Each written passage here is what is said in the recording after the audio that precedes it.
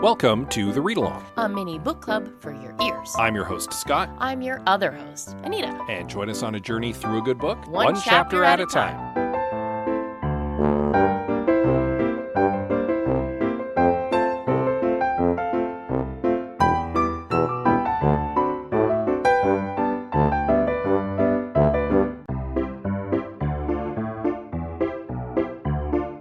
Do you like talking about movies? Do you like talking about mediocre movies?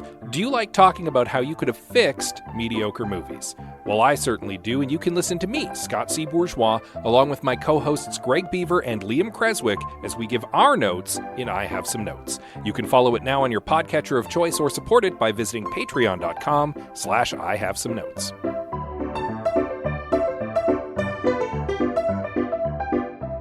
Coming off the long weekend here at Shea Read Along. It was a happy Easter. We had something going pretty much every day. There was a lot of bunny happening. Yep. So much chocolate. Lots of dessert, too. Oh my goodness. Like, we hosted Nita's family for, just the immediate family, for a little Easter to-do on Saturday. And there was leftover dessert from that. And then Sunday, we went over to my aunt and uncle's for the big to-do on my side of the family with pretty much everybody. And there was so much dessert after a generous dinner. There were 6 different desserts. Yeah. 6! And my mom had made one sizable dessert and dropped most of it off this afternoon to us to finish. Don't misunderstand. It was a delicious dessert. It's very good. It's just that it was competing with 5 other desserts. Yeah. So nobody had an empty dessert. Lots of sugar this weekend. And of course, the Easter Bunny showed up with chocolates and candies. Yeah. The Easter Bunny went a little light on the chocolate at our house this year, probably for the best with the amount of dessert there was. Probably. Yeah. But still, good times. Feeling a little rejuvenated after the long weekend, which is good because I've got a busy week to look forward to. You have a very busy week coming up. But not so busy, that as always. We can't spend a little bit of time reading a chapter of a book. It's true. And so we have, which is why we're here to discuss and record our next chapter. But in the meantime, let's begin with a brief recap of our previous chapter, chapter 10 of our novel, in which Ben discovers shocking new superpowers when he fixes his broken hands. Something he probably could have done all along, but has never needed to. How often does one have their hands utterly destroyed? Yeah, Adam is pretty impressed. The two of them have a little tete-a-tete to decide what they need to do next, and they realize their next step is to go talk to a widower back at the Clementi apartment complex, and that is where they are on their way to in Chapter 11 of City of Others by Jared Poon.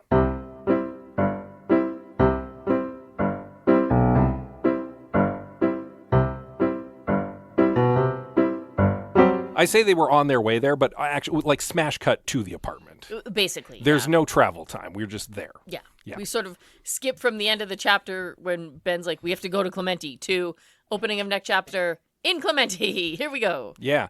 Now, I did double back because it's perfectly allowed in our podcast for us to reread stuff we've already looked at. Oh, absolutely. We just can't read ahead. So I did double back to the chapter where Fiza and Ben had gone to investigate the apartment complex. Right at the beginning? And Mr. Tan is definitely there. Okay. He mentions that there was this little old uncle who invited them in, offered them tea.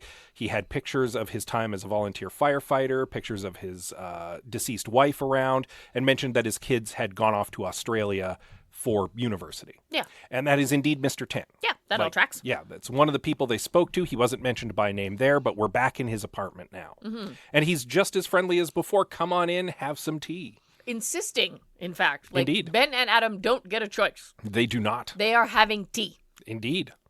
Yeah. Full stop. And Mr. Tan pretty much immediately just delves right into the weird, because he's like, I figured you'd be back because I could tell that you do gardening like I do in your soul. And Ben is like, oh, hello. What now? Yeah, completely put on the back foot. Absolutely. His internal monologue reveals to us in this moment that gardeners are pretty rare. It's believed there may be no more than, say, like 100 of them at any given time in the world. So it had never crossed his mind that he might ever meet another one. Yeah.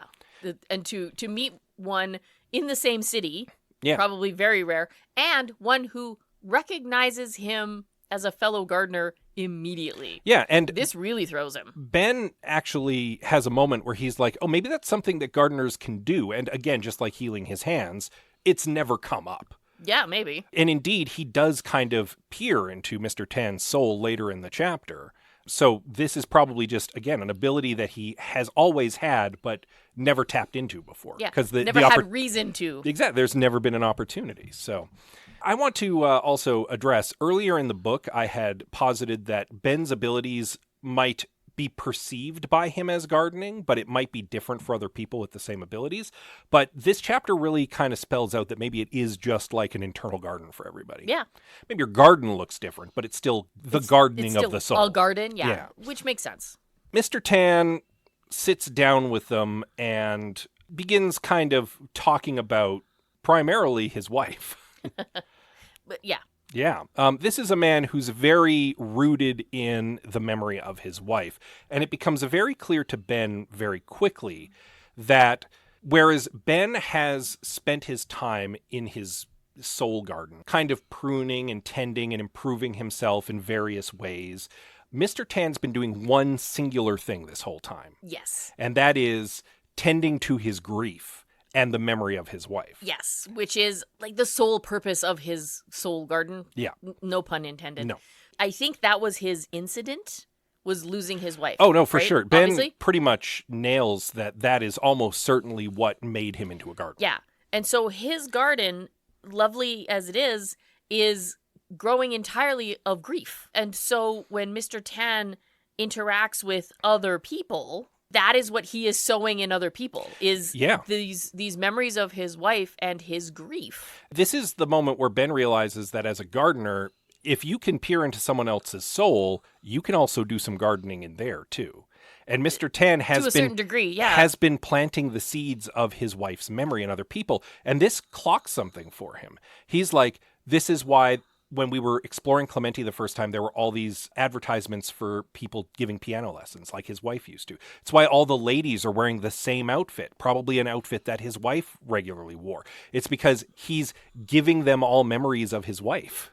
Yeah, I get it. It's his way of keeping her memory alive, honoring his wife, talking about her, sharing her, not realizing probably that he is, in fact, for lack of a better word, infecting with his grief. Ben actually likens it to possession, just like non-ghostly possession. Yeah. He's kind of infecting everyone's minds.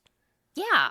And again, infection doesn't feel like the right word, but I don't have a better one right now. Indeed. And we'll get to this later. I'm getting a little ahead of us here when I say I don't think Mr. Tan is necessarily doing it maliciously or on purpose. No. I agree. I don't think he's doing it with malice at all. He doesn't strike me as that kind. No. He might be doing it on purpose, not understanding like repercussions of what he's doing. Or I think why he's doing it. Because he actually tries to do it to Ben here. As Ben kind of goes inward and thinks about his own garden for a moment, something takes root and he recognizes it. And it's a flower. It's that polka dotted dress. It's flowers in the color of his wife's favorite polka dotted dress. And he recognizes it for what it is. And that's what makes him realize this guy's doing this to everybody. Mm-hmm. But also the root's not right. The plant is not healthy looking. And when he looks into Mr. Tan's garden, when he kind of opens his inner eye and perceives it, it's sickly. It's not well. Again, because it's rooted in grief. But I don't know that that's even necessarily the case. I think there's an external force at work here. And again, I'm tiptoeing up toward the end of the chapter. It could be. I know, we'll get there. Yeah. But it also could be that Ben became a gardener a lot earlier in his life than Mr. Tan did. Mm-hmm. Right? And under different circumstances. Absolutely. Yeah. But it means that Ben has had a little more experience with his garden. Also true, yeah. And Mr. Tan has not, right? So maybe Mr. Tan hasn't figured everything out yet. As Ben said, it's not like there's a manual. Gardeners are rare. Yeah. And so he had no one to learn from. He had to learn it himself. Mr. Tan either hasn't had time or desire to learn how to better his garden. Yeah, because they're so rare, it's unusual for a gardener to find another gardener to learn from. And for some reason, because tending to your own soul is such an intensely personal thing, most older gardeners considered it gauche to like write anything down. Makes sense. And so there's not much in the way of like written records of this kind of otherness. So you're kind of flying solo for the most part. You're discovering it on your own. Again, Yeah. this is why Ben never realized he could heal himself. Exactly. Nobody told him he could do that. And he never had occasion to either. So Exactly. that makes sense. Yeah. So Ben flips modes here and is like, okay, we've done the O, we've done the A. We now need to R this or. And basically the plan would be that he would, officially or not, he would take Mr. Tan into custody, get him back to the office, and have him use Binder 1, their mystical rock of binding, of oaths, to basically swear an oath that he's going to stop doing the thing. Because Ben's fairly confident that probably this is the fractal memories that the snake lady was talking about, and that he needs to stop planting memories in other people, because this might be what's weighing the Clementi down. Yes. And we don't want it to disappear into the damp. So, right? Yeah, so we need to get him back. We need to have him swear not to do this, and hopefully problem solved. Well, okay, Ben already has his reservations about Binder 1 as it is, because somebody went and crazy over-bureaucrated the whole thing. Yeah, and now you have to fill out a form, and it's usually over-binding people to oaths that, like, they don't need. Yeah, and most people don't understand exactly what they're doing. And so certainly Mr. Tan probably wouldn't. Right, and Ben's not even sure that it works if you don't understand what you're agreeing to, and a lot of bureaucracy in place. Someone crazy overdid it. And so, again, because Deus is an underfunded, teeny tiny little government section, Ben's not sure about the right course of action here, and he's pretty sure it's not following the rules to the T. Yeah, and further to that, like, they don't technically have the authority to just arrest a dude. No, that's why they work with the police. Yeah, the police often look the other way when it's something weird and kind of, like, let Deus do their thing, but just to arbitrarily take a man in, it's a little dodgy. But at the very least, he's like, if I can just get him back to the office, I can sit him down with May, and she can figure something out, because she's old and she's wise, and she knows what she's doing. Knows what she's doing, and she has magic. She can divine something, figure out what would be the best course of action with Mr. Tan. But he's like, why don't we come back tomorrow? We'll do it then. And Mr. Tan's like, sure, you can come back tomorrow. That sounds like a good plan. And that's when Adam notices that Mr. Tan's shadow has got hooks in it. Yeah, and it's like, are they tendrils or tentacles? It's got the shadow tentacles the wyvern had. Yeah. Ben registers that long enough for him to get, like, hit with a tranquilizer dart. Basically. He's like, oh, what's the... Oh, no! Pah, too late. Yeah. So, okay. Again, this points to someone is trying to prevent Deus from saving Clementi. Correct. I hope we find out who at some point. Probably we'll find out next chapter. My guess is that Ben and Adam are going to be in the clutches of the villain in the next chapter. I just feel like Ben's just having the worst week at work.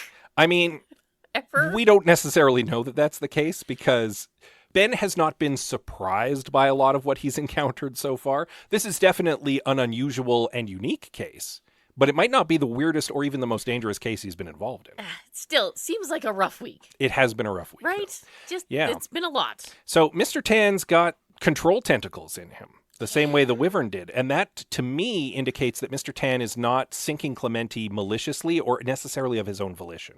I agree with you. I think there's an outside force actively trying to sink the complex into the damp. Or at least... And is using Mr. Tan to do it. Maybe?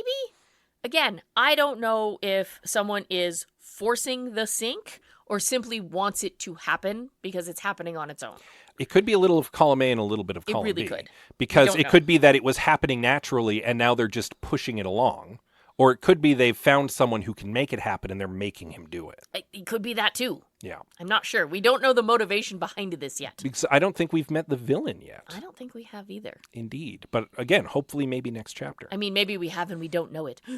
It's possible. I mean, we're 11 chapters in. How far are we into the book here? Looking, we're not quite halfway. Just shy of halfway. The laws of narrative conservation would indicate that we may have been introduced to the villain already. Mm-hmm.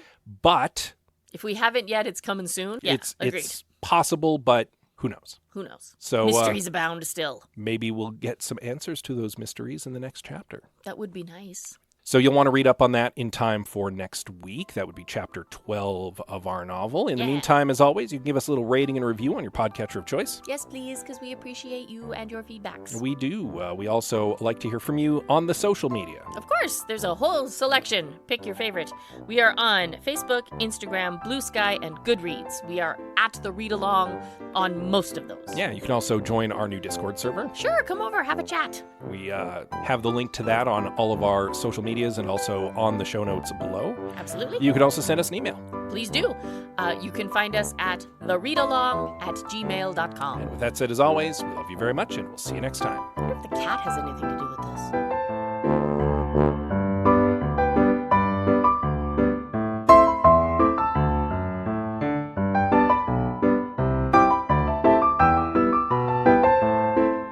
Thank you for joining us on The Read Along with your hosts Anita and Scott C. Bourgeois. All Read Along music is by Kevin MacLeod at Incompetech.com. Cover art is by Aaron Beaver. You can reach out to us via Blue Sky, Instagram, and Facebook at The Read Along, join our Discord, or check out our group on Goodreads.com.